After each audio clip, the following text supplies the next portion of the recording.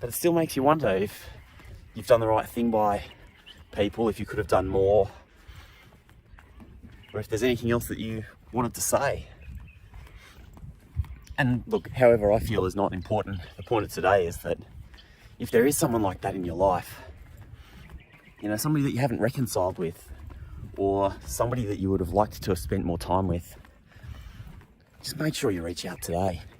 Don't sit around waiting, because you just never know.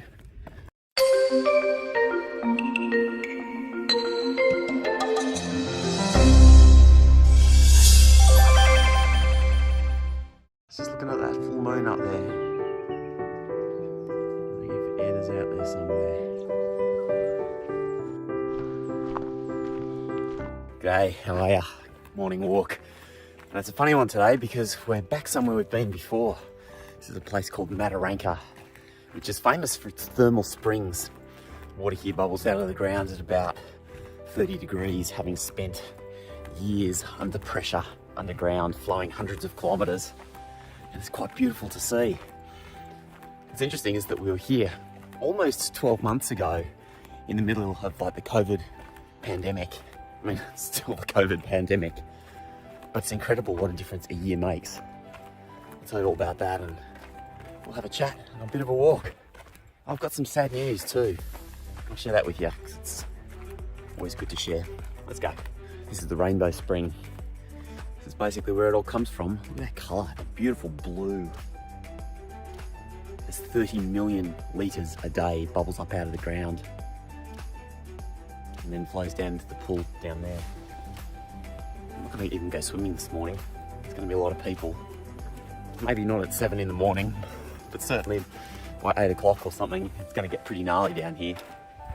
Last year when we were here, there was nobody. You could just drive into powered, unpowered campsites everywhere.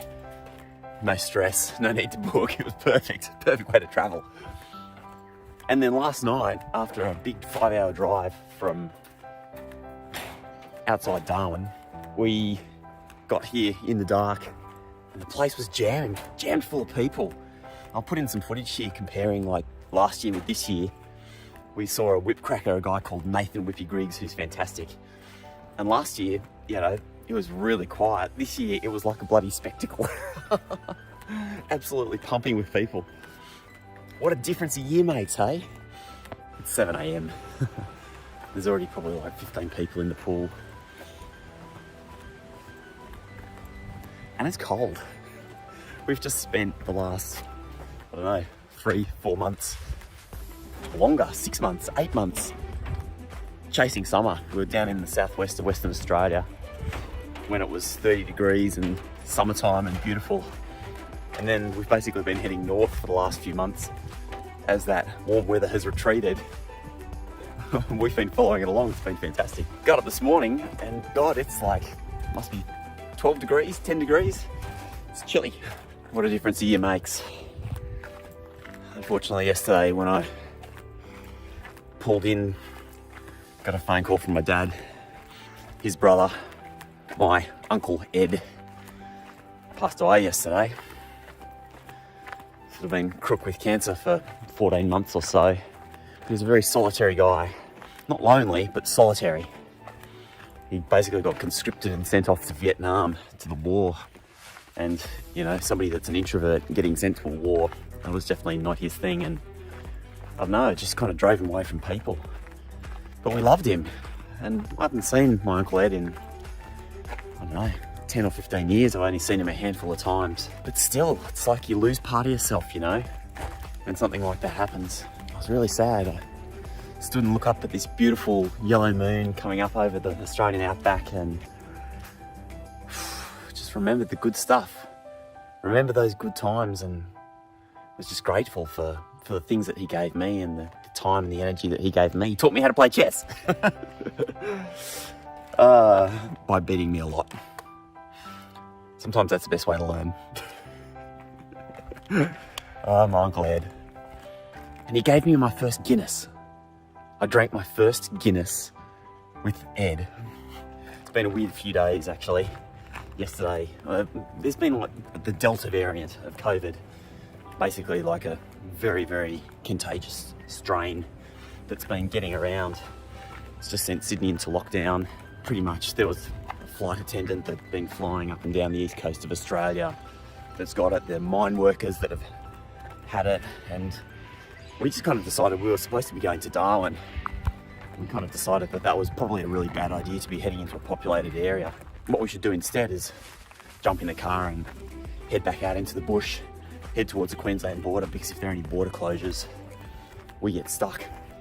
And hence we ended up here in Mataranka. But that's the thing when you travel, you've got to be a bit flexible, got to roll with it. And just another example from this whole trip around Australia about sometimes you just have to drop all of your plans and go. And the pandemic has certainly necessitated that in many ways. If you want to see what a difference a year makes, last year when we were here and it was quiet, this was Mataranka Homestead's airstrip. Look at it now. This is their unpowered, unallocated backup camping area. Just check it out. There are like probably 100 caravans. 100 caravans here. This is not what I was expecting. I've been thinking about Ed. You know, as his end game has been getting closer. Just thinking about whether or not I had any regrets. I mean, obviously it's tough for him. It's not as hard for me. I'm not the one that was getting towards the end. But it still makes you wonder if you've done the right thing by people, if you could have done more, or if there's anything else that you wanted to say. And look, however I feel is not important. The point of today is that if there is someone like that in your life, you know, somebody that you haven't reconciled with, or somebody that you would have liked to have spent more time with, just make sure you reach out today. Don't sit around waiting, because you just never know when this whole game of ours is going to be up. Anyway, we're pushing on again today. Whatever you're getting up to, I hope it's a good one, because look at that. The sun always comes up, and it's a beautiful day.